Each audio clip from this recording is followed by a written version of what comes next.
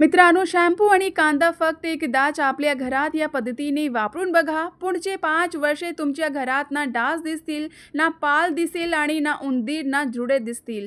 हा उपाय या सांगण्यावर खूप वेगाने आणि पॉवरफुल पद्धतीने काम करतो. 100% वर्किंग आणि 100% इफेक्टिव्ह उपाय. असा एक उपाय जो पारंपरिक पद्धतीने जुन्या काळापासून आजपर्यंत वापरला जात आहे आणि याचाच वापर करून तुम्ही तुमच्या घरातून डास असोत, पाल असो किंवा उंदीर झुरळ असोत, या चौघांनाही तुमच्या घरातून पडून जाण्यास भाग पाडू शकता. आज या व्हिडिओमध्ये मी तुम्हाला अशाच एक पॉवरफुल उपाय बद्दल सांगणार आहे, ज्याचा वापर जर तुम्ही एकदाही घरात केला तर तुम्हाला या सगळ्या गोष्टीपासून सुटका मिळेल. हा पॉवरफुल उपाय या सगळ्या गोष्टींना पूर्णपणे संपवून टाकतो. मित्रांनो, फक्त तुम्हाला मी सांगितलेल्या या पॉवरफुल पद्धतीने हा उपाय तयार करायचा आहे आणि जितक्या लोकांनी हा उपाय वापरला आहे त्याच्या घरात ना पाडांमुळे त्रस्त आहेत, ना डासांमुळे आणि ना उंदीरांमुळे. या तिन्ही गोष्टीपासून त्यांना सुटका मिळाली आहे. त्यामुळे व्हिडिओ अगदी लक्षपूर्वक पहा, कारण हा उपाय खूपच पॉवरफुल आहे. हा एक आजमावलेला उपाय आहे. अनेक वर्षापासून जुने लोक आजपर्यंत याचा वापर करत आले आहेत. त्यामुळे आज मी तुम्हाला तेच सिक्रेट सांगणार आहे की याचा वापर करून तुम्ही या सगळ्या गोष्टींना तुमच्या घरातून कसे पडवून लावू शकता. मित्रांनो, विश्वास ठेवा, हा एक आजमावलेला उपाय आहे आणि याचा वापर केल्याने तुमच्या घरातून डास असे गायब होतील. मित्रांनो, हा पॉवरफुल उपाय तयार करण्यासाठी सर्वप्रथम तुम्हाला इथे अंदाजे 1 टेबलस्पून शॅम्पू घ्यायचा आहे.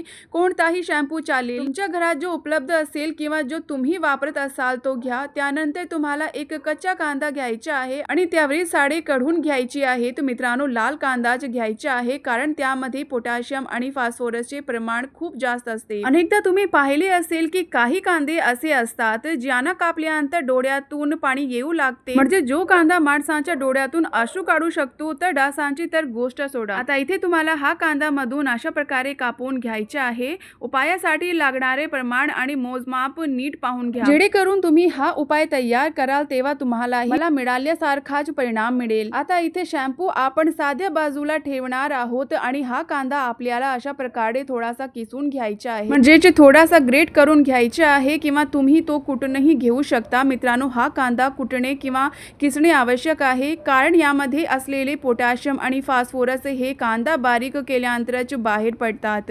असे केल्याने हा उपाय डासावर आणखी जास्त पॉवरफुल पद्धतीने परिणाम करतो. त्यामुळे इथे तुम्हाला याचा पूर्णपणे लगदा काढून घ्यायचा आहे. तुम्हालाही अगदी याच पद्धतीने हे करायचे आहे. आता इथे खूप जास्त नाही, फक्त थोड्याशा प्रमाणात तुम्हाला हा कांदा किसून घ्यायचा आहे. मित्रांनो, आता याचा जो लगदा आहे तो आपण थोडासा काढून घेतला आहे. आता इथे तुम्हाला एक भांडे घ्यायचे आहे आणि 1 ग्लास गरम पाणी त्या भांड्यामध्ये अशा प्रकारे ओतायचे आहे आणि आपण जो कांद्याचा लगदा किसून ठेवला होता तोही या पाण्यामध्ये टाकून चांगल्या प्रकारे मिसळून घ्यायचा आहे. आता इथे जो शॅम्पू आहे त्यामध्ये तुम्हाला एक गोष्ट घालायची आहे जी या सॉल्युशन आणखी जास्त स्ट्रॉंग बनवते.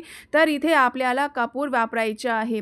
आता बरेच लोक हा प्रश्न विचारतात की कापूर कोणत्या घ्यायचा, पूजेमध्ये वापरला जाणार की कापड्यांमध्ये ठेवला जाणार. तर मित्रांनो, तुम्हाला पूजेमध्ये वापरला जाणार कापूरचा घ्यायचा आहे, कारण कापड्यांमध्ये ठेवला जाणार जो कापूर असतो तो प्रत्यक्षात कापूर नसून फिनाइलच्या गोळ्या असतात. म्हणून या गोष्टीबाबत तुम्ही अजिबात गोंधळून जाऊ नका की कोणत्या कापूर वापरायचे आहे. आता शॅम्पू मध्ये कापूर चांगल्या प्रकारे बारीक करून व्यवस्थित मिसळून घ्यायचे आहे आणि शॅम्पूची ही पेस्ट कांद्याच्या पाण्यामध्ये टाकून एकदा चांगल्या प्रकारे मिसळून घ्यायची आहे, जेणेकरून करून या सगळ्या गोष्टी एकामध्ये व्यवस्थित मिक्स होतील. त्यानंतर हे सॉल्युशन 10 मिनिटांसाठी झाकून तसेच ठेवायचे आहे, कारण यामध्ये असलेल्या सर्व प्रॉपर्टीज व्यवस्थित सेट होण्यासाठी थोडा वेळ लागतो. वेळ मिळाल्यानंतर 10 मिनिटात ही रेमेडी पूर्णपणे तयार होईल. मित्रांनो, शॅम्पू आणि कांदा या अशा 2 गोष्टी आहेत की जेव्हा त्याचे मिश्रण एकत्र होते तेव्हा एक अतिशय स्ट्रॉंग फॉर्म्युला तयार होतो, जो डास, पाल, उंदीर आणि झुरळांवर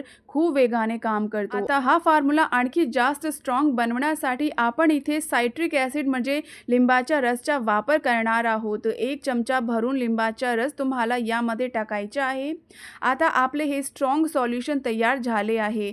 याचा वापर तुम्ही तुमच्या घरातील किडे, मकोडे, पाल, झुरळे किंवा अशा कोणत्याही गोष्टीवर करू शकता ज्यामुळे तुम्ही त्रस्त आहात आणि त्यांना तुमच्या घरातून पडून जाण्यास भाग पाडू शकता. याचा वापर केल्यानंतर ज्या ठिकाणी तुम्ही हे स्प्रे करा त्या ठिकाणची डास अवघ्या 5 मिनिटांत मरू लागतील आणि जर तुम्ही हे घराबाहेर स्प्रे केले तर बाहेरून डास घरात येणे बंद होईल. मी स्वतः याचा वापर संध्याकाळच्या वेळी सकाळी आणि रात्री झोपण्यापूर्वी करते, जेणेकरून आम्हाला शांत झोप मिळू शकेल, कारण घरात लहान मुलेही असतात आणि लहान मुलांना डास खूप जास्त चावतात. मित्रांनो, आता या सगळ्या गोष्टी तुम्हाला सर्वप्रथम एकदा गळून घ्यायच्या आहेत, जेणेकरून यामधील ज्या काही अतिरिक्त गोष्टी आहेत त्या वेगळ्या निघून जातील आणि आपल्याला फक्त हे सॉल्युशन मिळेल. त्यामुळे याचा वापर करताना व्यवस्थित वापरता येईल. जर तुम्ही हे गाळले नाही आणि तसेच वापरले तर यामधील छोटे छोटे कण स्प्रे बॉटलमध्ये जाऊन अडकतात आणि स्प्रे व्यवस्थित होत नाही. म्हणून ही चूक अजिबात करू नका. सर्वप्रथम हे चांगले प्रकारे गाळून घ्या आणि त्यानंतरच याचा वापर करा. तर मी इथे हे पाणी तयार करून घेतले आहे.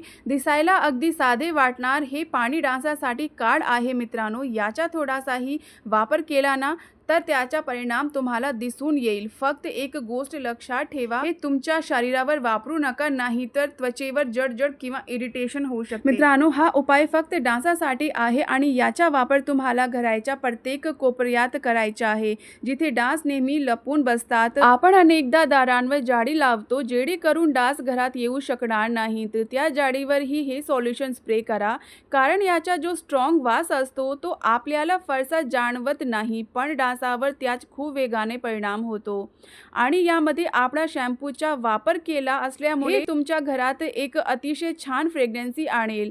त्यामुळे घरामध्ये एक आनंददायी सुगंधी राहील. म्हणून त्यावर स्प्रे केल्याने एकतर डास लगेच मरू लागतील आणि दुसरी गोष्ट म्हणजे त्या ठिकाणी डास पुन्हा येऊन बसणारही नाही. मित्रांनो, हा व्हिडिओ फक्त स्वतःपुरता मर्यादित ठेवू नका, तर इतर लोकांसोबतही नक्की शेअर करा. आणि जर तुम्ही माझ्या चॅनलवर पहिल्यांदाच आला असाल तर चॅनलला नक्की सबस्क्राईब करा, जेणेकरून येणारा प्रत्येक नवीन व्हिडिओ तुम्हाला सर्वात आधी पाहायला मिळेल. व्हिडिओला नेहमीप्रमाणे लाईक करायला विसरू नका. तुमच्या सर्वांचे भरभरून प्रेम आणि पाठिंबा माझ्यापर्यंत पोहोचत असतो.